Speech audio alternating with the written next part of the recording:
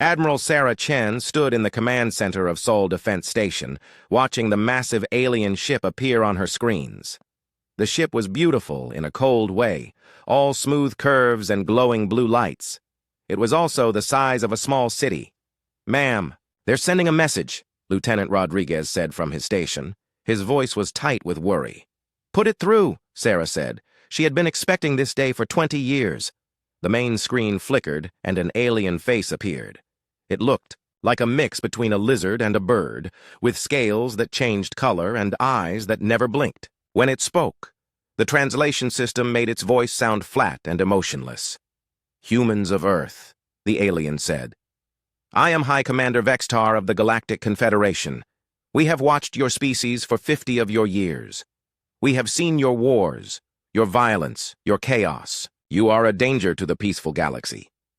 Sarah crossed her arms, but said nothing. She had heard this speech before in training simulations. "You have 72 of your hours to surrender completely," Vextar continued. "You will give up all weapons. You will accept Confederation rule. You will stop your dangerous ways. If you refuse, we will make you peaceful by force." The transmission ended. The command center was quiet for a moment. Then Lieutenant Rodriguez started laughing. "Did he just threaten us?" Rodriguez asked, still chuckling. "Did a lizard bird just tell humans to stop being dangerous?" Sarah smiled. It was not a nice smile. "Yes, he did. Send the standard response." Rodriguez typed quickly. On screens across Earth, the same message appeared. "The Galactic Confederation has declared war on humanity. This is not a drill. Operation Sleeping Giant is now active." Around the world, things began to happen very quickly. In underground bunkers that had been secret for decades, massive machines hummed to life. On the moon's hidden side, metal covers slid away from enormous gun barrels. In the asteroid belt, mining ships suddenly revealed their true purpose as they opened weapon bays. In Tokyo, Dr. Kenji Nakamura looked at his life's work. Project Prometheus was ready. The small device on his desk looked harmless, but it would change everything. "Sir?" his assistant asked. "Should we activate it?" "Not yet," Kenji said. "Let them come closer first." Meanwhile, in military bases around Earth, something unexpected was happening. Instead of panic, there was excitement. Soldiers who had trained their whole lives for this moment were finally getting their chance. Captain Mike Torres had been waiting in the Mars Defense Force for 15 years. When the alert came through, he actually whooped with joy. "Finally!" he shouted to his crew. "Boys, we've been playing defense for too long. Time to show these aliens what humans do best." His gunner, Sergeant Kim, was already checking their weapons. "Sir, all systems green. We've got full loads of kinetic rounds and those new plasma charges from the secret lab."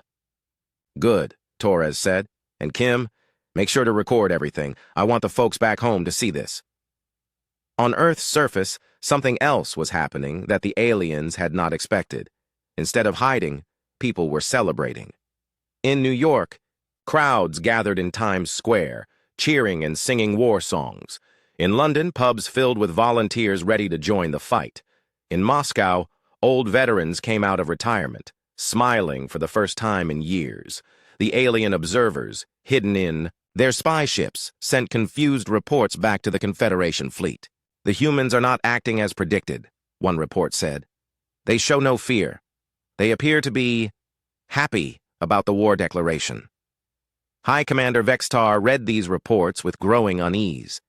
In his experience, species either surrendered immediately or fought desperately. They did not throw parties. "Perhaps they do not understand," he told his staff. "Send another message. Make it clear what will happen."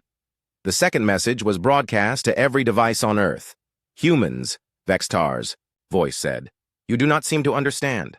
We have conquered 12 species. Our technology is far beyond yours. Our ships number in the thousands. You have one small planet and some primitive colonies. Surrender now or be destroyed." This time, Earth's response was different. Instead of Admiral Chen, the answer came from General Jackson, the head of Earth Defense Force. He was an old man with scars on his face and eyes that had seen too many battles. "Unknown alien commander," Jackson said. "Thank you for the warning. We have been ready for you for a very long time. Come and take our planet if you can. We'll be waiting." Then Jackson did something that made alien observers freeze in shock. He smiled. Around the solar system, human preparations kicked into high gear. The asteroid belt mining operation revealed its true nature. What the aliens thought were simple rock breakers were actually mass drivers, machines that could throw rocks at incredible speed. Each asteroid miner could now launch house-sized projectiles at enemy ships. On Europa, the ice processing plants opened up to show massive missile silos.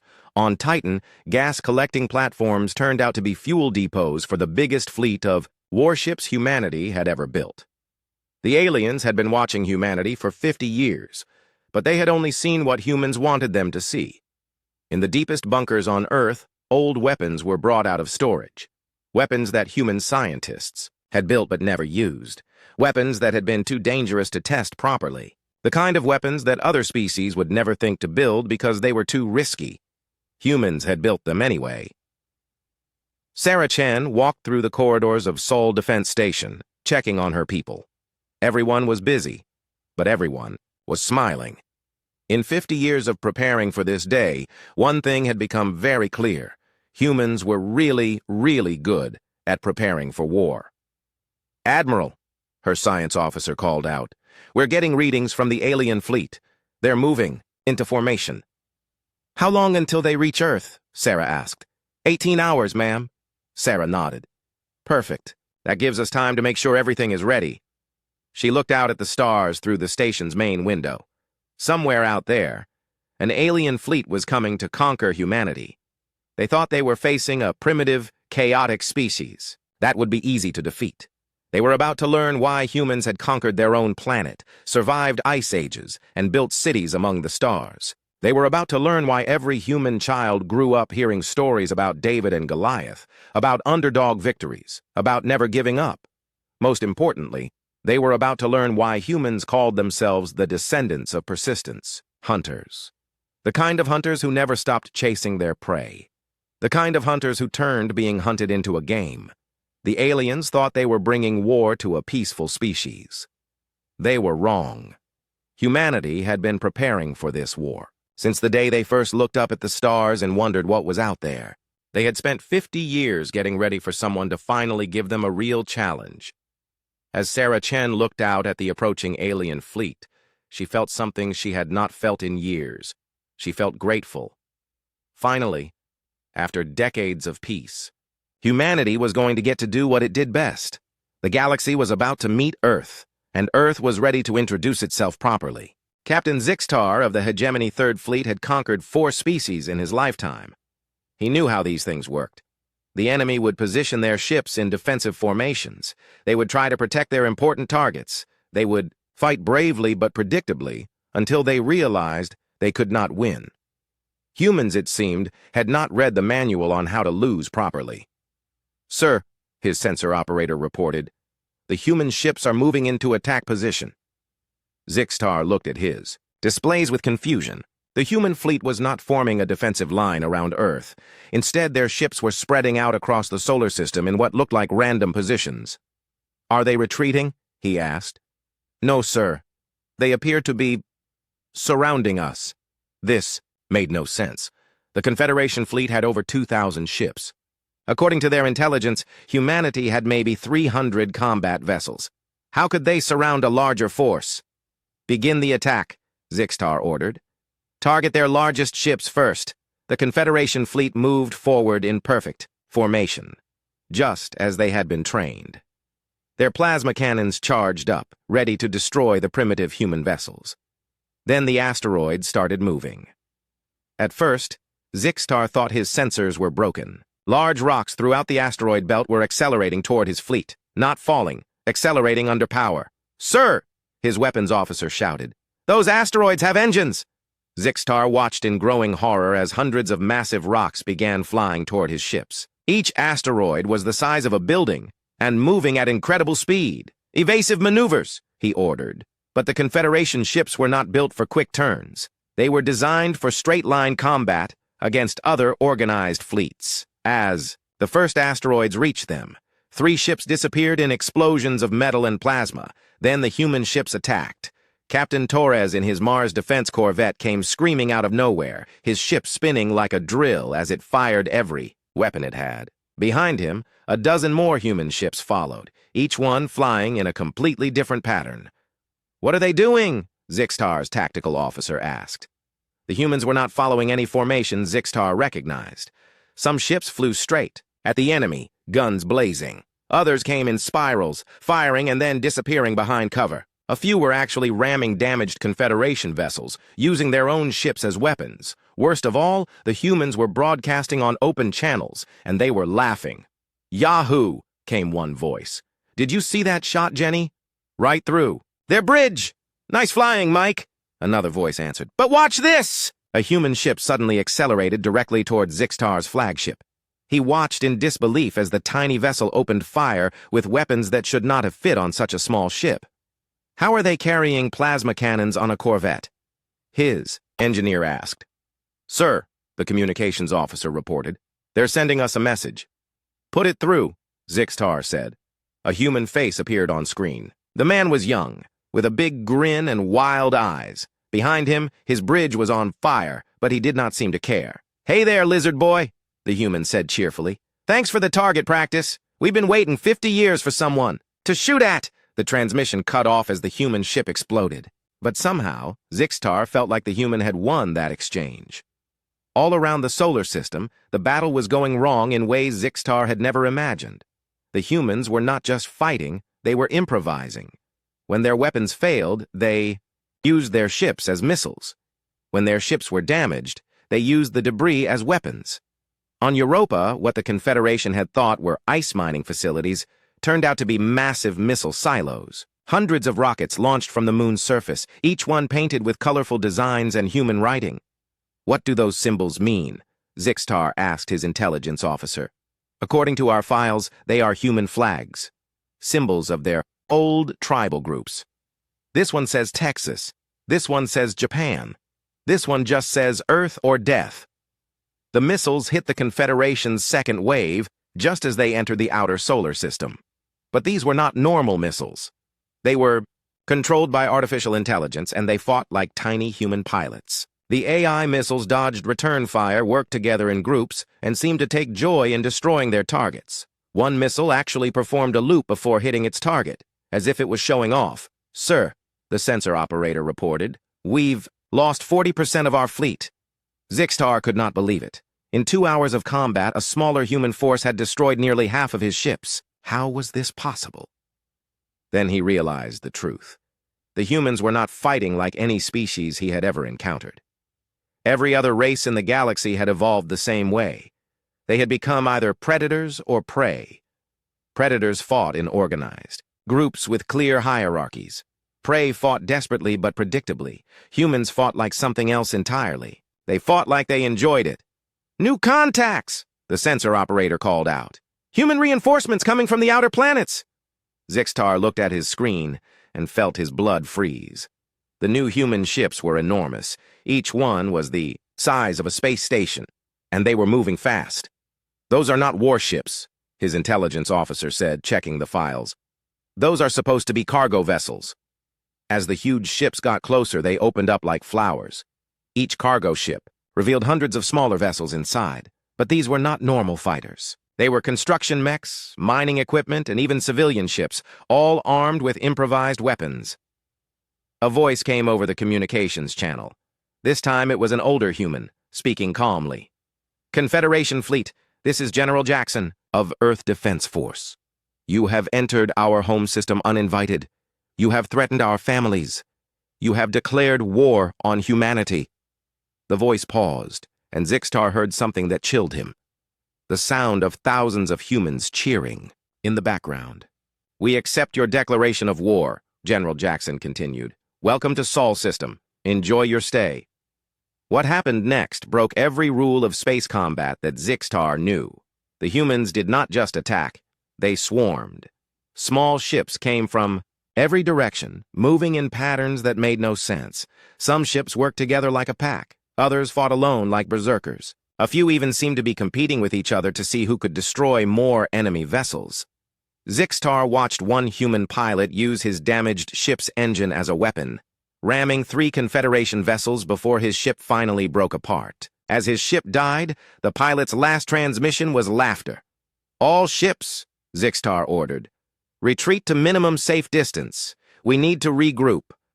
But as his fleet tried to pull back, they discovered something terrible. The humans had been hurting them. All those random attacks, all that chaotic fighting. It had been pushing the Confederation fleet into a trap. They were now surrounded by the very asteroids they had been trying to avoid. And each asteroid was covered in human weapons. "Sir," his communications officer said quietly, "we're receiving another transmission from Earth." This time, it was Admiral Chen. She was standing on the bridge of a ship that looked like it had been built for ramming. Behind her, Zixtar could see human crew members making preparations for more fighting. "Confederation fleet," she said. "You came here to make us peaceful. You wanted to show us how civilized species behave. Well, we've got news for you." She smiled, and it was not a friendly smile. Humans become very peaceful after we win our wars, and we always win our wars. So if you want to see us peaceful, you're going to have to wait until we're done being dangerous. The transmission ended, and Zixtar realized something that terrified him. The humans were just getting started. 3 months after the first battle, Supreme Commander Hyvarak of the Confederation Council received reports that made no sense. "The humans are attacking our supply lines," his aide reported. "But they are not taking territory. They are studying us." Hyvarak looked at the battle reports spread across his desk. Each one told the same impossible story. Human forces would attack a Confederation position, fight for a few hours, then disappear. But before they left, they would capture prisoners, take samples of technology, and record everything. "What do you mean, studying us?" Hyvarak asked. "They are learning how each of our species fights," the aide explained. "When they attack Kithara positions, they use different tactics than when they attack Zephyrian positions. It is as if they have figured out how to fight each of us separately." This was disturbing news. The Confederation's strength came from the fact that 12 different species worked together. Each species had different abilities, different technologies, different ways of thinking. No enemy had ever been able to handle all 12 at once. Humans, it seemed, were treating each species like a separate puzzle to solve. On the planet Kithara Prime, General Saxton was discovering this firsthand. The Kithira were proud of their perfect military formations.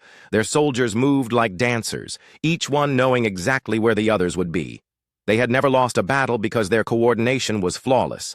Then the humans arrived. "Sir," Lieutenant Vexara reported, "human ships are approaching from 7 directions at once." General Saxton smiled. "Excellent. Form the sacred triangle formation. We will show these chaotic humans what true military precision looks like."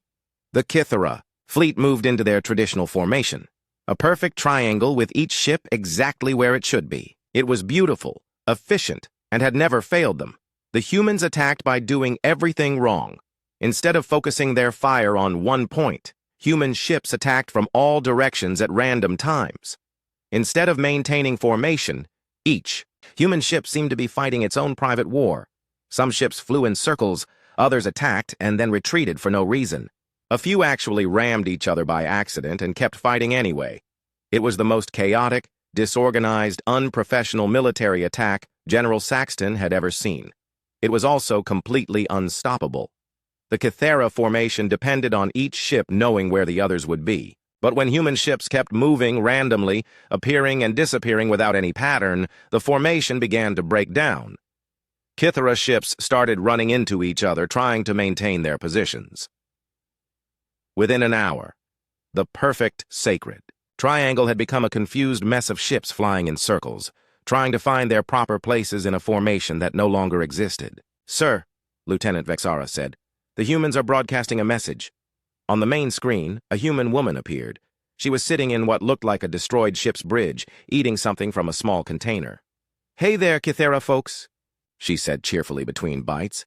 "Nice formation you had there. Very pretty. We've got some suggestions for improvements, though. First, maybe don't put all your ships in predictable patterns. Second, try being more flexible. Third, here's a human saying you might want to learn. No plan survives contact with the enemy." She took another bite of her food. "Oh, and by the way, that wasn't actually our attack. That was just us learning how you fight. The real attack starts now." What followed was nothing like the first chaotic assault. This time, the humans moved with purpose. They had studied how Kythera formations worked, and now they attacked each ship in exactly the right way to cause maximum confusion to the others. Within 2 hours, the entire Kythera fleet was retreating. Similar scenes played out across the galaxy. On Zephyrian Prime, the logical, computer-minded, Zephyrians found themselves facing human tactics that made no logical sense at all. Human ships would attack, retreat, attack again, then stop fighting completely to broadcast strange human music before attacking once more. The Zephyrian battle computers, trying to predict human behavior, crashed from overload. They are not following any logical pattern, Chief Calculator Zix Ara reported to his commander. Their actions appear random, but they are clearly planned. It is impossible. Run more calculations, Commander Nexthor ordered. Sir, Zix Ara said quietly. We have been running calculations for 6 weeks. The computers have concluded that humans do not calculate at all. They just do things. This was deeply disturbing to the Zephyrians, who had never encountered a species that could be intelligent without being logical. But the worst part was not the military defeats. The worst part was what happened after the humans won their battles.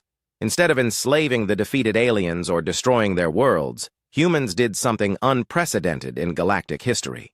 They started talking to them on Tylera Station, which had surrendered to human forces after a 3-day siege. Captain Maria Santos walked into what used to be the Confederation Command Center. Sitting at the main desk was a Tylerian officer who looked like a cross between a cat and a spider. I am Commander Klextep, the alien said stiffly. I formally surrender this station to human forces. Maria nodded and sat down across from him. Thanks. I'm Captain Santos. Mind if I ask you something? The alien looked confused. Ask me something? Yeah. Why did you join the Confederation in the first place? Commander Klextep stared at her. In his entire military career, no one had ever asked him a question like that. We were conquered, he said slowly. 50 years ago. We had no choice. Okay, Maria said. And how has that worked out for you? This was even more confusing. What do you mean? I mean, are you happy? Do you like being part of the Confederation? Do they treat you well? Commander Klextep had never been asked if he was happy. The concept was foreign to him. I do not understand, he said.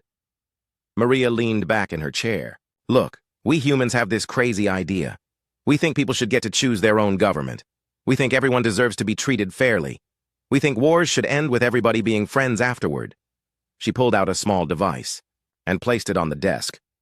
This is a universal translator and cultural database. It has information about human government, human rights, human history. Take a look when you get a chance. Why are you giving this to me? Commander Klextep asked. Because, Maria said, we didn't come here to conquer you. We came here to give you options. Similar conversations were happening on dozens of worlds. Human forces were not behaving like conquerors. They were behaving like liberators who genuinely wanted to know if the people they had liberated actually wanted to be liberated. The results were disturbing to the Confederation leadership. Species that had been loyal members for decades started asking questions they had never asked before. Questions like, why don't we get to vote on Confederation policies? And why are humans treating prisoners better than our own government treats citizens? On Earth, Dr. Kenji Nakamura watched reports from across the galaxy with satisfaction. Project Prometheus was working exactly as planned. Sir, his assistant said, we're getting requests for more cultural database units. Apparently alien populations are sharing them with each other. Kenji smiled. Good. How many requests? 12 million so far. And growing. Kenji nodded. Humans had learned something important during their own history. You could not conquer an idea. You could not destroy hope. And you definitely could not stop people from talking to each other once they started asking the right questions. The Confederation had started a war to keep humanity from spreading their dangerous ideas. They were about to discover that war was the perfect way to spread ideas very, very quickly. All across the galaxy, species that had never questioned authority were suddenly wondering why they had never been allowed to ask questions. Species that had accepted their place in the galactic order were suddenly curious about what other possibilities might exist, and humanity was more than happy to show them. The war was far from over, but already the galaxy was starting to change in ways that the Confederation had never imagined possible. The humans were not just winning battles, they were winning hearts and minds, and that was much more dangerous than any weapon. 6 months into the war, High Counselor Zefrak of the Galactic Confederation faced the worst crisis in the organization's 1,000-year history. The reports on his desk painted a picture that should have been impossible. 3 more species have requested to switch sides, his aide reported. The Tylarian Empire wants to join the Human Alliance. The Cathara Collective is asking for human protection. And the Vorthak clans are demanding we explain why humans treat their prisoners better than we treat our own citizens. Zefrak felt his head spines droop with exhaustion. How many ships have we lost this week? 437, sir. But that is not the worst part. What could be worse than losing nearly 500 ships? The aide hesitated. Sir, 60 of those ships were destroyed by their own crews. They mutinied rather than fight the humans. This was madness. In the Confederation's entire history, no member species had ever mutinied against their own command structure. But now, it was happening daily. What are the humans doing to cause this? Zefrak demanded. They are talking to our people, sir. On the planet Kythera Prime, Commander Vexara sat in his cell reading something that should not have existed. It was a human document called the Universal Declaration of Rights. According to this paper, all intelligent beings had certain privileges that could never be taken away. The right to speak freely, the right to choose their leaders, the right to be treated fairly under the law, the right to life, liberty, and the pursuit of happiness. Commander Vexara had never heard of most of these concepts. It is interesting reading, yes? Asked a voice from the next cell. Vexara looked over to see Captain Torres, the human pilot who had been captured during the last battle. The human was sitting calmly, as if being in prison was no big concern. These rights you speak of, Vexara said slowly. Do all humans really have them? Torres nodded. Every single one, even the ones we disagree with, even the ones we don't like. That's kind of the point. But how does your society function without strict order? Without everyone knowing their proper place? Torres laughed. Buddy, humans figured out something important a long time ago. People work harder and fight better when they choose to do it, not when they're forced to do it. This was a concept that Vexara's mind could barely grasp. In Kythera society, everyone was born into a specific role and stayed there their entire lives. The idea that someone could choose their own path was revolutionary. Tell me more about this democracy, Vexara said. Meanwhile, across the galaxy, similar conversations were happening everywhere humans and aliens came into contact. Human prisoners were teaching their guards about freedom. Human diplomats were explaining voting to confused alien leaders. Human traders were sharing stories about human history with anyone who would listen. The Confederation had expected humans to try to conquer territory. Instead, humans were conquering minds. On the mining world of Crucis 7, something unprecedented happened. The Tylarian workers, inspired by human broadcasts about workers' rights, went on strike. They demanded better conditions, fair pay, and the right to form unions. Governor Meshtar was completely unprepared for this. Strikes were not something that existed in Confederation space. What do they want? He asked his security chief. They want to be treated like the humans treat their workers, sir. They want contracts that they can read. They want safety equipment. They want days off to rest. Governor Meshtar was horrified. These are ridiculous demands. Workers do not make demands. Sir, the security chief said quietly, they are quoting human law to us.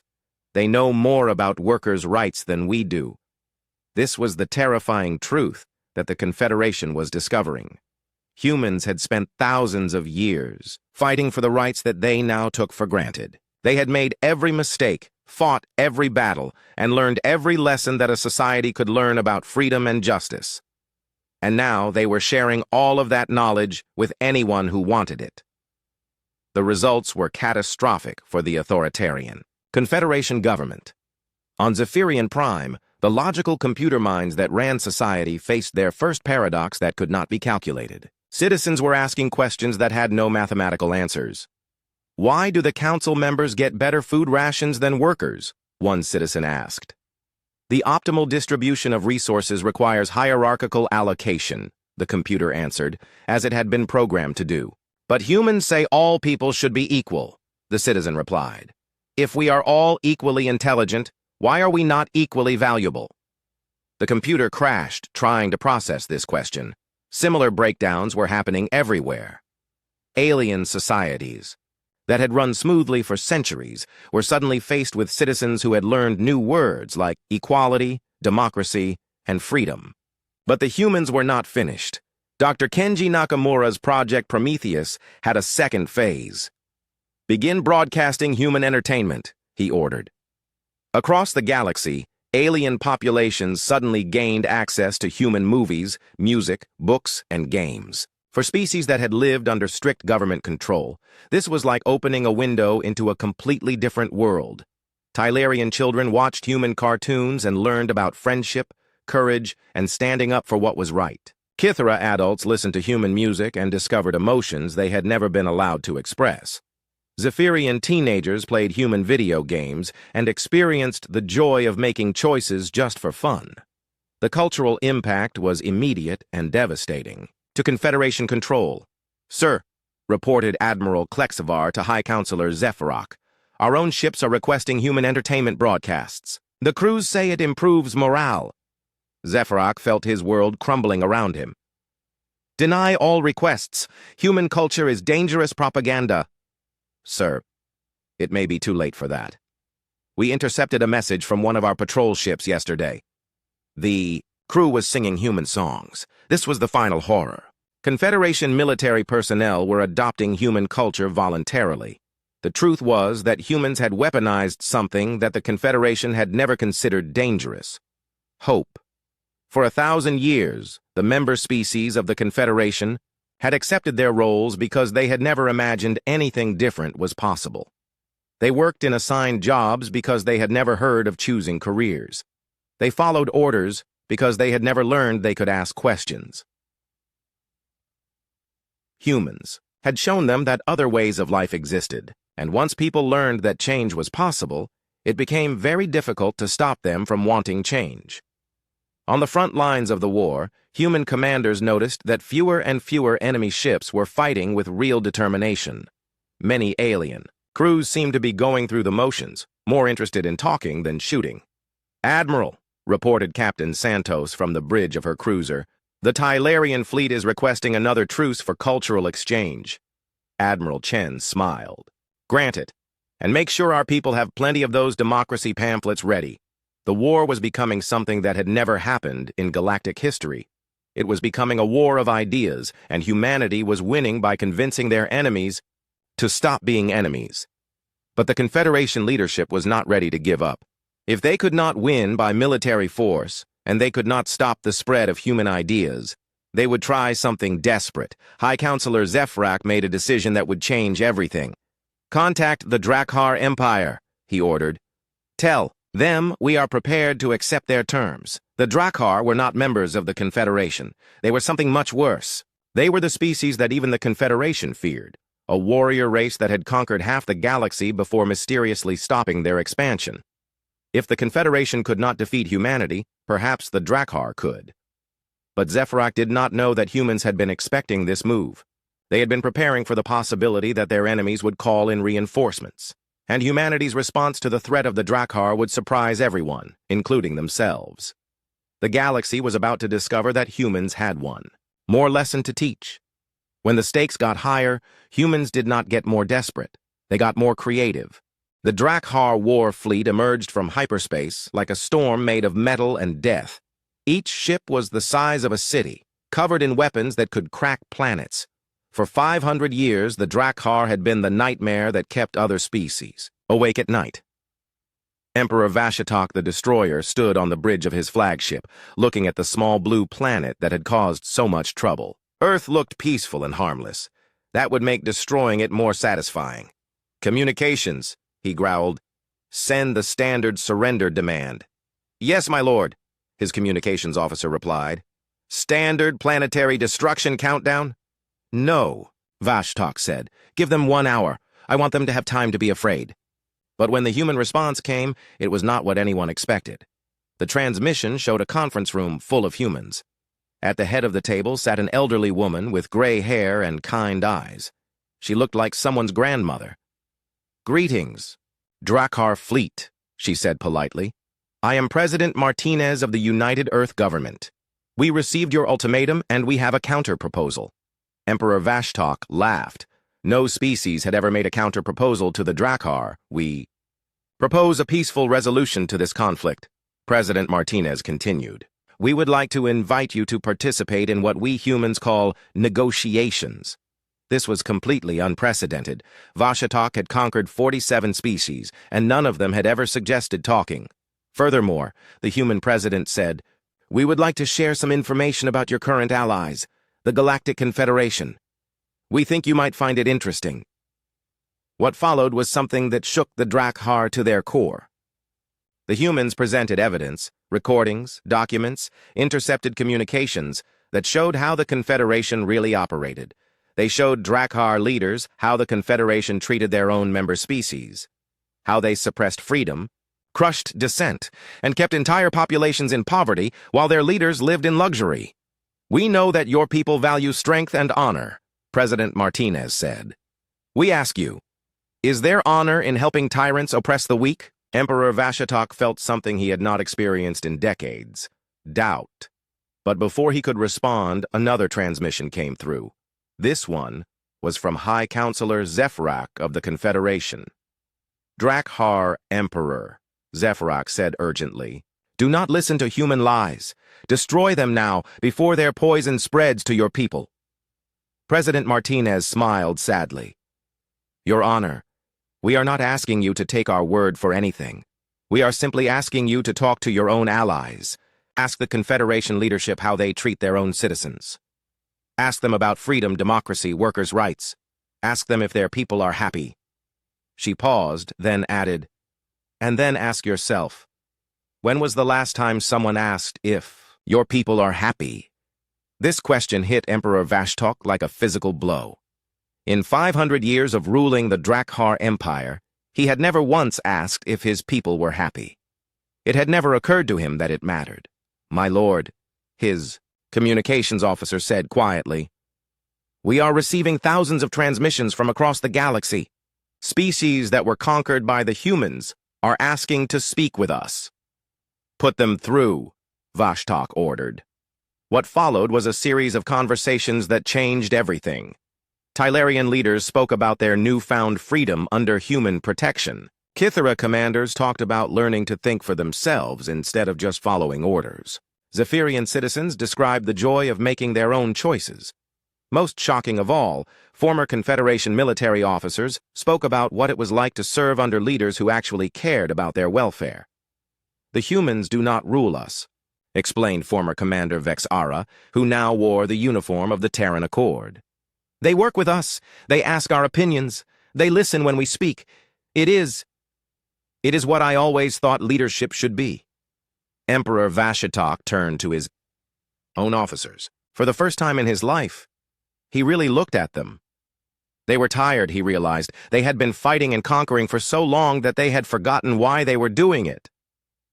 "Tactical officer," he said slowly, "do you enjoy our constant wars?" The officer looked startled. "My lord?" "I am asking for your honest opinion. Do you enjoy fighting all the time? Do you want to spend your life conquering other species?"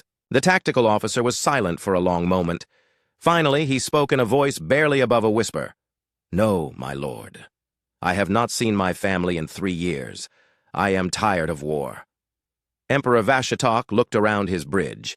Every officer looked. The same, exhausted, worn down by endless conflict. "Communications," he ordered. "Open a channel to the human fleet." When the connection was established, President Martinez appeared on screen again, still looking like a kindly grandmother. "Yes, Your Honor," she said politely. "Human President," Vashtok said.